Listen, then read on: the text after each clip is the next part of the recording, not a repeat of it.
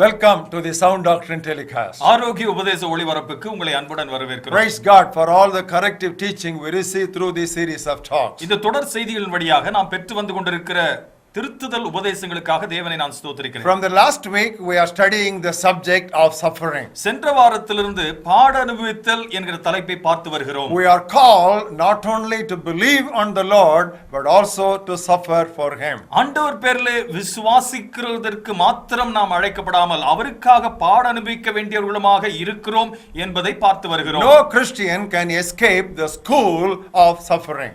பாடனுவித்தல் என்கிற பள்ளியை எந்த கிறிஸ்தவனும் தப்பித்துக் கொள்ள முடியாது. In fact, most of the precious lessons in life are learned in the school of suffering. இன்னும் சொல்லப்போனால் வாழ்க்கையினுடைய மிகவும் முக்கியமான பாடங்கள் இந்த பாடனுவித்தல் என்கிற பள்ளிக்கூடத்தில் தான் படிக்கப்படுகிறது. How we handle suffering, that speaks of our maturity. எப்படி இந்த பாடுகளை நாம் சமாளிக்கிறோம் என்கிறது தான் நம்முடைய முதிர்ச்சியை காட்டுகிறது. The very call of Abraham, who is called the father of all those who believe, was in a scene of suffering. விசுவாசிகளின் தகப்பனாய் இருக்கிற ஆபிரகாம் அழைக்கப்பட்டதே இந்த ஒரு பாடனுபவிக்கிற ஒரு காட்சியில் தான் காணப்படுகிறது. Turn with us to book of Genesis 15th chapter. ஆதியாகமம் 15வது அத்தியாயத்துக்கு என்னோடு கூட வாருங்கள். Look at the 12th words. 12வது வசனத்தை பாருங்கள். When the sun was going down, a deep sleep fell on Abraham. சூரியன் அஸ்தமிக்கும் போது ஆபிரகாமுக்கு அயர்ந்த நித்திரை வந்தது. Behold, horror and great darkness fell upon him. திகிலும் காரிருளும் அவனை மூடிக்கொண்டது. It is in such an atmosphere.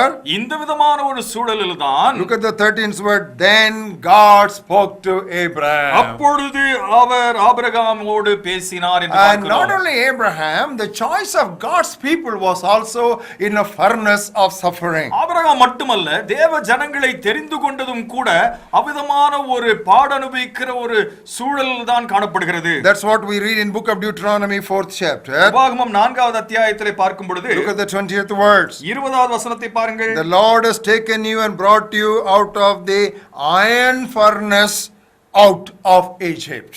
இந்நாளிலே நீங்கள் இருக்கிறது போல தமக்கு சுத்தமான ஜனமாய் இருக்கும்படி கர்த்தர் உங்களை சேர்த்து கொண்டபடி உங்களை எகிப்து என்னும் இருப்பு கால்வாயிலிருந்து புறப்பட பண்ணினார். In other words, God chose the people of Israel in a furnace of suffering. வேறு வார்த்தையில் சொல்ல வேண்டும் என்று சொன்னால் இஸ்ரவேல் ஜனங்களை ஒரு பாடனுபவிக்கிற சூழலிலிருந்து தெரிந்து கொள்கிறதாக பார்க்கிறோம். As you run through the Bible, when you come to the last book of the Bible, வேதம் முழுவதுமாக பார்த்துவிட்டு கடைசி புத்தகத்துக்கு நீங்கள் வரும் பொழுது the last book of the Bible was given to a man who was going through tremendous suffering and tribulation. ஏராளமான உபத்திரவங்களின் வழியாகவும் பாடுகள் வழியாகவும் கடந்து போய் கொண்டிருக்கிற ஒரு மனுஷனிடத்திலேயே இந்த கடைசி புத்தகமானது கொடுக்கப்படுகிறது. Revelation 1st chapter.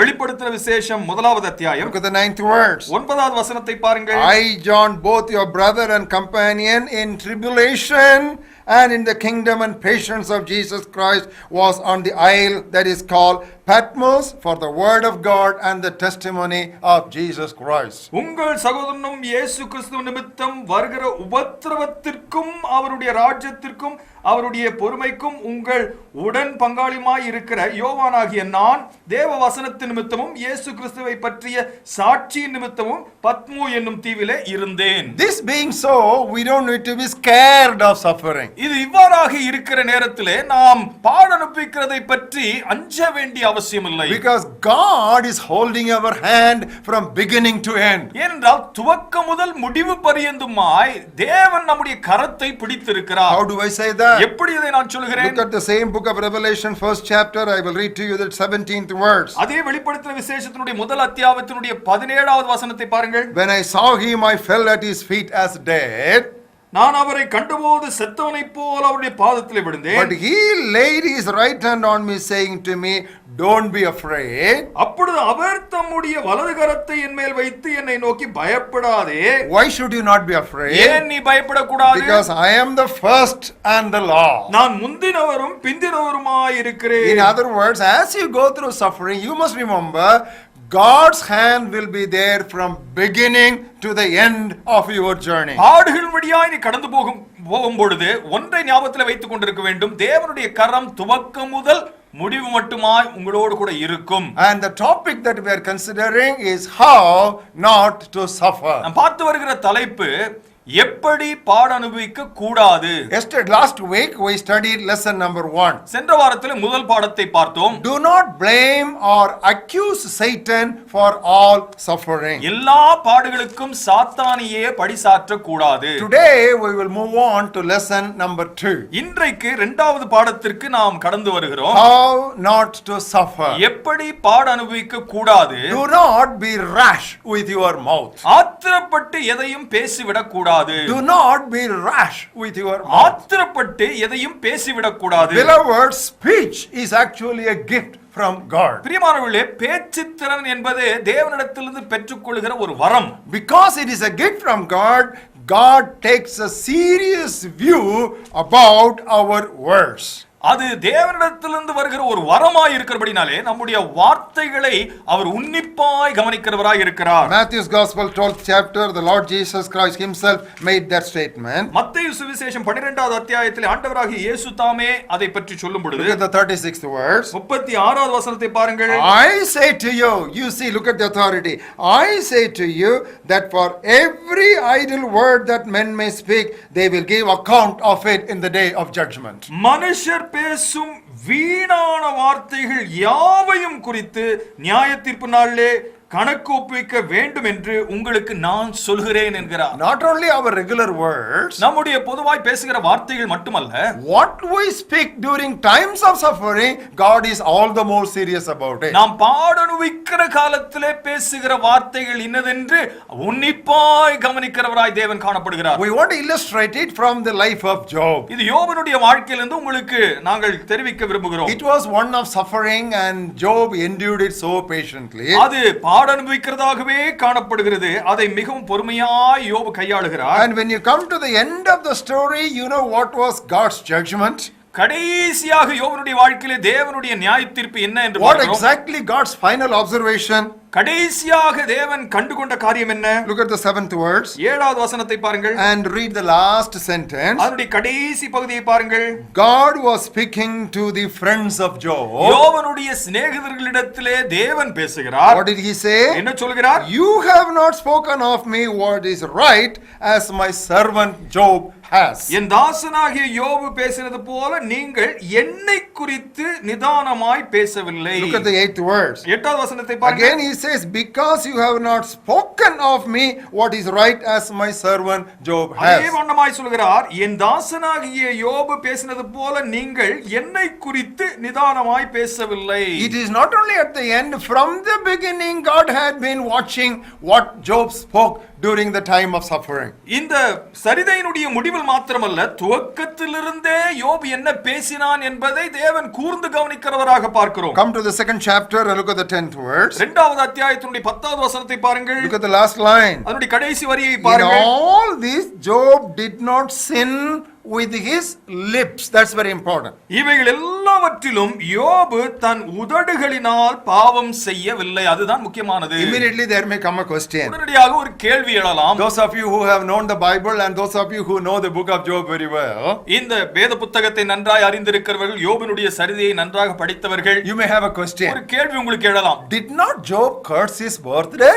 யோபு தன்னுடைய பிறந்த நாளை அவன் சபிக்கவில்லையா? Look at the 3rd chapter. 3வது அத்தியாயத்தை பாருங்கள். We'll read from verse 1. முதல் வசனத்திலிருந்து வாசிக்கிறோம். After this Job opened his mouth and cursed the day of his birth. அதற்கு பின்பு யோபு தன் வாயை திறந்து தன் பிறந்த நாளை சபித்து. Did he not do that? அதை செய்யவில்லையா? No, the entire chapter he was just speaking against his day of birth. அந்த முழு அத்தியாயம் பார்க்கும் பொழுது அவனுடைய பிறந்த நாளை சலித்துக் கொள்கிறதை பார்க்கிறோம். Why did he do that? ஏன் அதை செய்கிறான்? Beloved, his pain was not an ordinary pain. It was inexplainable and unbearable, torturous pain. பிரியமானவர்களே, அவன் பட்ட வேதனைகள் எல்லாம் ஏதோ சாதாரண வேதனைகள் அல்ல. தாங்கோனா வேதனை, சொல்ல முடியாத, வர்ணிக்க முடியாத, அளவுக்கடங்காத வேதனைகள். That's what we read in the 2nd chapter verses 7 and 8. அதை தான் 2வது அத்தியாயத்தினுடைய 7-8 வசனங்களை பார்க்கிறோம். Satan went out from the presence of the Lord and struck Job with painful boils from the sole of his foot to the crown of his head. Nothing spared. அப்பொழுது சாத்தான் கர்த்தருடைய சந்நிதியை விட்டு புறப்பட்டு யோபன் உள்ளங்கால் தொடங்கி அவன் உச்சந்தலை மட்டும் கொடிய பருக்களால் அவனை வாதித்தான். ஒன்றும் விட்டுப்படவில்லை. And he took for himself a potsherd with which to scrape himself while he sat in the midst of the ashes. அவன் ஒரு ஓட்டை எடுத்து தன்னை சுரண்டிக் கொண்டு சாம்பலில் உட்கார்ந்தான். Come to the 7th chapter. 7வது அத்தியாயத்தை பாருங்கள். Look at the 5th verse as to how he explains his problem. அவனுடைய பிரச்சனையை வர்ணிக்கிற அந்த வசனத்தை பாருங்கள். 7வது அத்தியாயம் 5th verse. 5வது வசனம். My flesh is caked with worms and dust. My skin is cracked and breaks out afresh. என் மாம்சம் பூச்சிகளினாலும் அடைப்பற்றின புழுதியினாலும் மூடப்பட்டிருக்கிறது என்று என் தோல் வெடித்து அருவருப்பாயிற்று என்று சொல்கிறான். Now it was worse than perhaps 4th degree burns. ஒருவேளை 4ஆம் கட்ட தீ விபத்திலே சிக்கி இருக்கிறவர்களுடைய நிலைமையை பார்க்கிலும் மோசம் என்று நினைக்கிறேன். So it was in such an agony. He was wondering why he should have ever been born. இந்த விதமான ஒரு வேதனையின் மத்தியில் தான் ஏன் பிறந்தானோ என்று சொல்லி அங்கலாய்க்கிறான். Beloved, God perfectly understands such words which we speak when we go through agony and anguish. நாம் அவ்விதமான வியாகுலமும் வேதனையின் வழியாக கடந்து போகும் பொழுது பேசுகிற இந்த விதமான வார்த்தைகளை தேவன் நிச்சயமாக புரிந்து கொள்கிறார். Now if you come with us to Romans 8th chapter, there a theological explanation is given to us for such a situation. இவ்விதமான சூழ்நிலையை பற்றிய ஒரு இறையியல் விளக்கம் நமக்கு ரோமர் 8வது அத்தியாயத்தில் கொடுக்கப்படுகிறது. Look at the 22nd and 23rd verse. 22 23வது வசனங்களை பாருங்கள். We know that the whole creation groans and labors with birth pangs together until now. ஆகையால் நமக்கு தெரிந்திருக்கிறபடி இதுவரைக்கும் சர்வ சிருஷ்டியும் ஏகமாய் தவித்து பிரசவ வேதனைப்படுகிறது. You know, it is actually birth pangs, it is birth pain. பிரசவ வேதனை.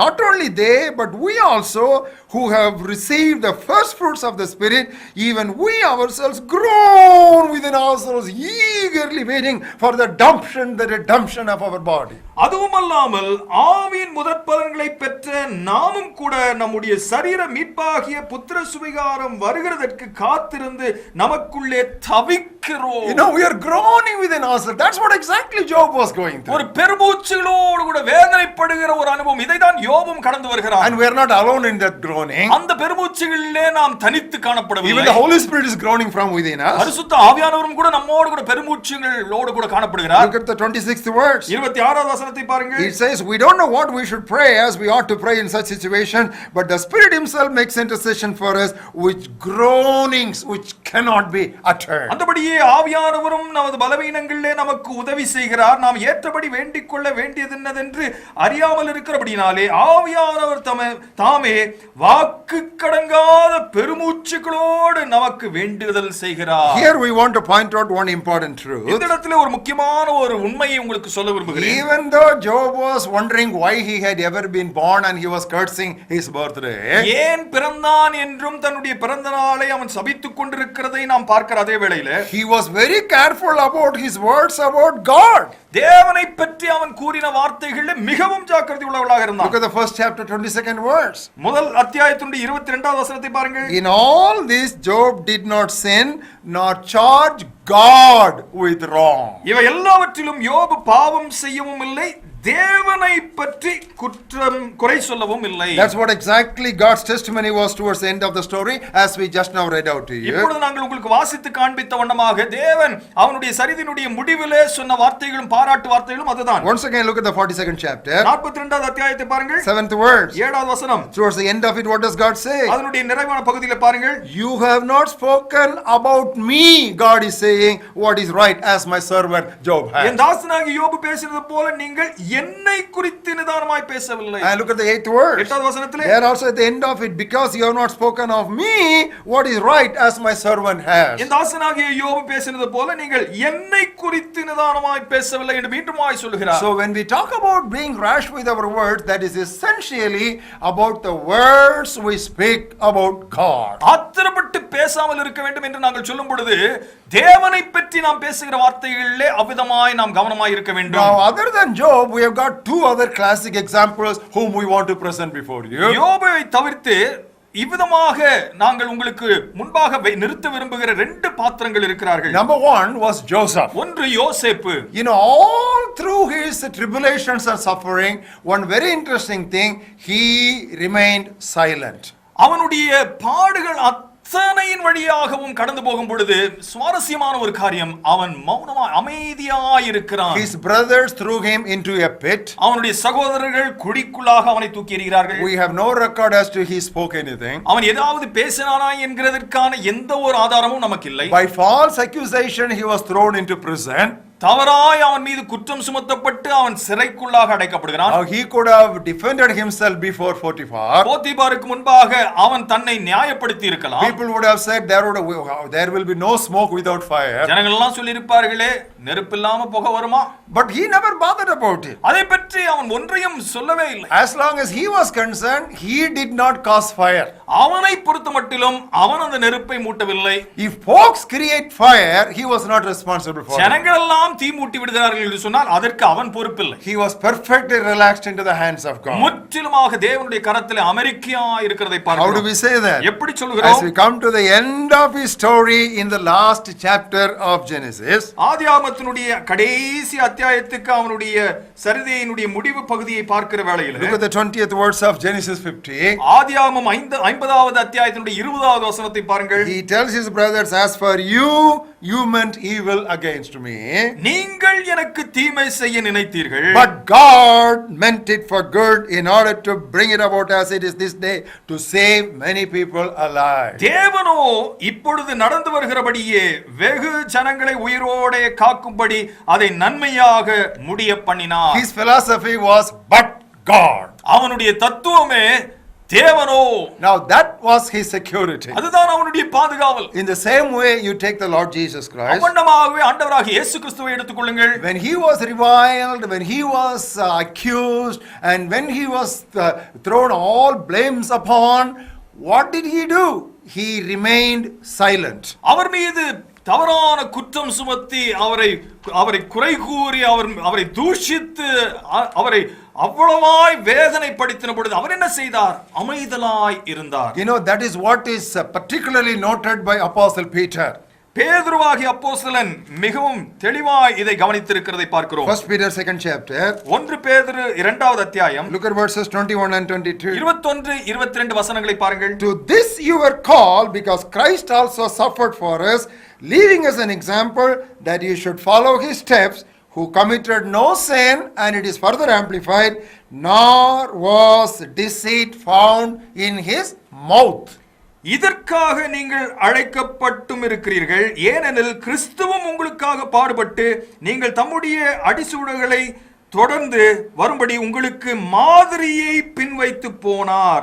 அவர் பாவம் செய்யவில்லை, அவருடைய வாயிலே வஞ்சனை காணப்படவும் இல்லை. Talking about suffering, Apostle Peter points out there was no deceit or guile in his mouth. அவர் பாடறுவித்ததை பற்றி பேசும் பொழுது அவருடைய வாயிலே வஞ்சனை இல்லை என்று பேதுரு மிகவும் குறிப்பாக கவனித்து எழுதுகிறார். Beloved, when we go through suffering, பிரியமானவர்களே, நாம் பாடுகள் வழியாய் கடந்து போகும் பொழுது people's remarks may pierce us like arrows. ஜனங்களுடைய அபிப்பிராயங்கள் எல்லாம் ஒருவேளை நம்மை அம்புகளை போல குத்தும். And they may cut us like swords. ஒருவேளை வாளை போல நம்மை வெட்டக்கூடியதாக இருக்கும். And they will wound us like stones. கற்களை போல நம்மை காயப்படுத்துகிறதாக இருக்கிறது. At such times we all may feel like the Lord Jesus Christ himself. அந்த நேரங்களில் எல்லாம் ஆண்டவராகிய இயேசுவானவரை போலவே நாம் ஒருவேளை உணர்வோம். But we need to leave the entire matter in the hands of God. ஆனால் அதை முழுமையாக கர்த்தருடைய கரத்திலே விட்டு விடுவதுதான் நமக்கு நல்லது. Turn with us to the book of Psalms 41st chapter. சங்கீதம் 41க்கு என்னோடு கூட வாருங்கள். And this is about the Messiah. மேசியாவை பற்றிய வார்த்தைகள். Verses 8 and 9. 8-9 வசனங்கள். An evil disease, they say, clings to him, and now that he lies down, he will rise up no more. He's finished. தீரா வியாதி அவனை பிடித்துக் கொண்டது, படுக்கையில் கிடக்கிற இவன் இனி எழுந்திருப்பதில்லை என்கிறார்கள். And who says that? யார் அதை சொல்கிறது? Even my own familiar friend in whom I trusted, who ate my bread, he has lifted up his heel against me. என் பிராண சிநேகிதனும் நான் நம்பினவனும் என் அப்பம் புசித்தவனுமாகிய மனுஷனும் என்மேல் தன் குதிகாலை தூக்கினான். We would like to serve a warning to everyone who is listening to us. கேட்டுக்கொண்டிருக்கிற உங்கள் ஒவ்வொருவருக்கும் ஒரு எச்சரிப்பை விடுக்க விரும்புகிறோம். Especially when servants of God are going through some suffering or crisis. முக்கியமாக தேவ ஊழியர்கள் சில பாடுகள் வழியாக கடந்து போய் கொண்டிருக்கும் பொழுது Never ever speak anything against the servant of God. அந்த தேவ ஊழியக்காரருக்கு விரோதமாக ஒன்றையும் ஒருபோதும் பேச வேண்டாம். You know why? ஏன் தெரியுமா? God challenges us in book of Romans 14th chapter and 4th verse. ரோமர் 14வது அத்தியாயம் 4வது வசனத்திலே தேவன் நமக்கு சவாலிட்டு ஒரு காரியத்தை சொல்கிறார். Who are you to judge another servant? மற்றொருவனுடைய வேலைக்காரனை குற்றவாளியாக தீர்க்கிறதற்கு நீ யார்? To his own master he stands or falls. அவன் நின்றாலும் விழுந்தாலும் அவனுடைய எஜமானனுக்கே அவன் உத்தரவாதி. Indeed he will be made to stand because God is able to make him stand. அவன் நிலைநிறுத்தப்படுவான், தேவன் அவனை நிலைநிறுத்த வல்லவராய் இருக்கிறாரே. No, he is a servant of God, he is not your servant. தேவனுடைய ஊழியக்காரன், உங்களுடைய ஊழியக்காரன் அல்ல. Whether he stands or falls, God is able to raise him up. Who are you to judge a servant of another one? அவன் விழுகிறானோ நிற்கிறானோ அது தேவன் அவனை எழுப்ப வல்லவராய் இருக்கிறார். அவனை நீ நியாயம் தீர்ப்பதற்கு நீ யார்? Beloved, we should always remember the wind of adversity may suddenly turn its direction towards you. பிரியமானவர்களே, எதிர்காற்று ஒருவேளை தன்னுடைய திசையை உங்களுக்கு விரோதமாக திடீரென்று திருப்பிக் கொள்ளும். With what judgment you judged others, the same judgment will be repeated on you. நீங்கள் எந்தபடியாக மற்றவர்களை நியாயம் விசாரித்தீர்களோ அதே விதமாக உங்களுக்கும் நியாயம் தீர்க்கப்படும். Okay, we must be really silent when we go through sufferings. ஆமாம், நாம் பாடுகளின் வழியாக கடந்து போய் கொண்டிருக்கும் பொழுது அமைதலாய் இருப்பது அவசியம். And we need to speak very carefully about God. தேவனை பற்றி மிகவும் ஜாக்கிரதையாய் பேச வேண்டும். And some positive counsel also we want to give you. இந்த நேரத்திலே சில சாதகமான ஆலோசனைகளையும் உங்களுக்கு சொல்ல விரும்புகிறோம். What are you to speak when you go through moments of despair? ஒருவேளை அவ்விதமான வியாகுலன் வழியாக நீங்கள் கடந்து போகும் பொழுது என்னத்தை தான் பேச வேண்டும்? Once again come back to the book of Job. It has got many practical lessons for us. அநேக நடைமுறை செய்திகளை உங்களுக்கு கொண்டிருக்கிறபடியால் யோபனுடைய புத்தகத்துக்கே திரும்பி வாருங்கள். Book of Job 23rd chapter. யோபனுடைய சரிதை 23வது அத்தியாயம். We'll read verses 8, 9 and 10. 8, 9, 10 வசனங்களை வாசிக்கிறோம். Look, I go forward, he is not there. இதோ நான் முன்னாக போனாலும் அவர் இல்லை. And backward I cannot perceive him. பின்னாக போனாலும் அவரை காணேன். When he works on the left, I cannot behold him. இடதுபுறத்தில் அவர் கிரியை செய்யும் பொழுது அவரை காணேன். When he turns to the right hand, I cannot see him. வலதுபுறத்திலும் நான் அவரை காணாதபடிக்கு ஒளித்திருக்கிறார். Front I cannot see him. முன்பாக என்னால் அவரை பார்க்க முடியும். Back I cannot see him. பின்பும் அவரை காணோம். Left I cannot see him. இடது பக்கத்திலும் அவரை காண முடியும். Right I cannot see him. வலது பக்கத்திலும் அவரை காண முடியும். Everything is total darkness and despair. எனக்கு எல்லாமே அந்தகாரப்பட்டிருக்கிறது, வியாகுலமாய் இருக்கிறது. I don't know what's happening. என்ன சம்பவிக்கிறது என்றே எனக்கு தெரியவில்லை. But look at the 10th verse. 10வது வசனத்தை பாருங்கள். But he knows the way that I take. ஆனாலும் நான் போகும் வழியை அவர் அறிவார். When he has tested me, I shall come forth as gold. அவர் என்னை சோதித்த பின் நான் பொன்னாக விளங்குவேன். I don't know, but God knows. எனக்கு தெரியாது, ஆனால் தேவன் அறிவார். So when you go through inexplainable suffering, keep saying, I don't know anything, but God knows everything. ஆகவே தாங்கோனா வேதனையின் வழியாக கடந்து போகும் பொழுது இப்படியாக சொல்லுங்கள், எனக்கு ஒன்றும் தெரியாது, ஆனால் தேவனுக்கோ எல்லாம் தெரியும். And suppose you go through a very difficult time, let us say it is a killing disease that you are suffering from. ஒருவேளை கடினமான ஒரு பாதையின் வழியாக, ஒருவேளை உங்களை கொல்லக்கூடிய ஒரு நோயின் வழியாய் நீங்கள் கடந்து போகிறீர்கள் என்று வைத்துக் கொள்ளுங்கள். At that time, you know, we need to confess the promises concerning eternity future. அந்த நேரங்களிலே நித்தியத்தை பற்றி உங்களுக்கு கொடுக்கப்பட்டிருக்கிற வாக்கு தத்தங்களை நீங்கள் அறிக்கை செய்ய வேண்டும். You know, Job was going through such a terrible boil all over his body, and it was a terrible skin disease all over his body. ஒரு கொடூரமான சரும வியாதியினாலே பருக்களினாலே நிரம்பினவனாய் யோபு அந்த வியாதியிலே கடந்து போகும் பொழுது It was real agony for him. அவனுக்கு மிகுந்த மிகுந்த வேதனை. What did he say? என்ன சொன்னான்? I know my Redeemer lives. என் மீட்பர் உயிரோடு இருக்கிறார் என்று நான் அறிவேன் என்று சொன்னான். Even after the skin everything is gone, இந்த சர்மம் அத்தனையும் எல்லாம் அழிந்து போன பிறகும், still in my flesh, that means in my glorified flesh, I shall behold him. இன்னுமா என் மாம்சத்தில், அதாவது மகிமைப்படுத்தப்பட்ட சரீரத்திலே நான் அவரை காண்பேன். You know, he was thinking about that eternity. அந்த நித்தியத்தை பற்றி அவன் பார்த்துக் கொண்டிருக்கிறான். That's what exactly Paul writes in 1 Corinthians 15th chapter. அதைதான் 1 கொரிந்தியர் 15வது அத்தியாயத்திலே பவுல் எழுதும் பொழுது சொல்கிறார். This body is a corruptible body. இது சாவுக்கேதுவான அழிவுள்ள ஒரு சரீரம். But this corruptible body and this mortal body should put on incorruptible and that which is immortal.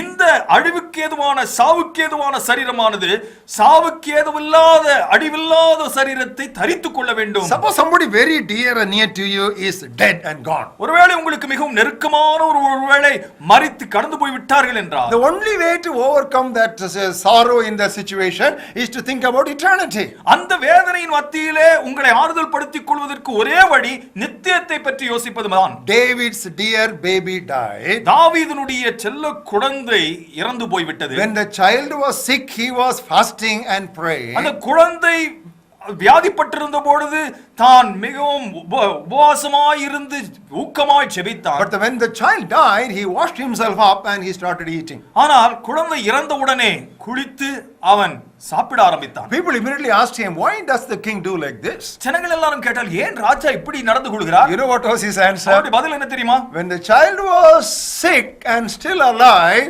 I expected the child might come back to normalcy. குழந்தை வியாதிப்பட்டு அங்கே இருக்கும் பொழுது ஒருவேளை அது பிழைக்கும் என்று நான் எதிர்பார்த்தேன். But now the child is gone. இப்பொழுது குழந்தை போய்விட்டது. The child will not come to me, but I will go to the child. குழந்தை இனி என்னிடத்திலே வராது, நானோ அந்த குழந்தையினிடத்திலே போவேன். You know, this is what we call the hope of eternity, faith on the future. இதுதான் நித்தியத்து நம்பிக்கை என்று சொல்லுகிறோம்.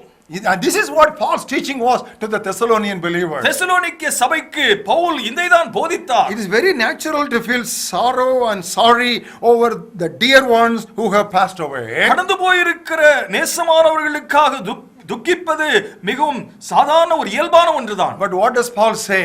ஆனால் பவுல் என்ன சொல்கிறார்? I don't want you to be sorrowful like people without hope. நம்பிக்கையற்றவர்களைப் போல நீங்கள் வியாகுலப்பட வேண்டும் என்று நான் விரும்பவில்லை என்று சொல்கிறார். Why does he say that? ஏன் அப்படி சொல்கிறார்? Because at the coming of the Lord Jesus Christ, ஆண்டவராகிய இயேசு கிறிஸ்துவானவர் மீண்டும் வரும் பொழுது, the dead in Christ shall rise first. கிறிஸ்துவுக்குள் மரித்தவர்கள் முதலாவது எழுந்திருப்பார்கள். We will go only second. இரண்டாவதாக தான் நாம் கடந்து போவோம். And he says, with these words you comfort one another. இந்த வார்த்தைகளை கொண்டு ஒருவரை ஒருவர் நீங்க தேற்றிக் கொள்ளுங்கள் என்று சொல்கிறார். Words cannot be clearer than this from what we have seen from the Holy Bible. பிரியமானவர்களே, இந்த வசனங்கள் வழியாக நாம் பார்த்திருக்கிற இந்த சத்தியங்களை விட வார்த்தைகள் இன்னும் தெளிவாக நமக்கு அமைய முடியாது.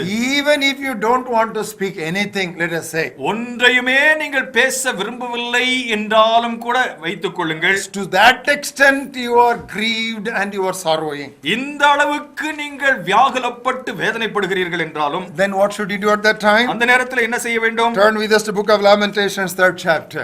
புலம்பல் 3வது அத்தியாயத்துக்கு என்னோடு கூட வாருங்கள். Beautifully this text comes in the book of Lamentations. அழகாக இந்த வார்த்தைகள் புலம்பலின் புத்தகத்திலே வருகிறது. And look at the 28th verse. 28வது வசனத்தை பாருங்கள். Maybe we can read from verse 27. 27வது வசனத்திலிருந்து வாசிப்போம். It is good for a man to bear the yoke in his youth. தன் இளம் பிராயத்தில் நுகத்தை சுமக்கிறது மனுஷனுக்கு நல்லது. Let him sit alone and keep silent because God has laid it on him. அவரே அதை தன்மேல் வைத்தார் என்று அவன் தனித்திருந்து மௌனமாய் இருக்க கடவன். Glory to the name of the Lord for such a teaching from the Holy Bible. பரிசுத்த வேதாகமத்திலிருந்து இத்தனையான தெளிவான ஒரு போதனை நமக்கு வந்திருக்கிறபடியால் தேவனுக்கு மகிமை உண்டாகட்டும். How not to suffer. எப்படி பாடு அனுபவிக்க கூடாது. Do not be rash with your mouth. ஆத்திரப்பட்டு எதையும் பேசிவிடக் கூடாது.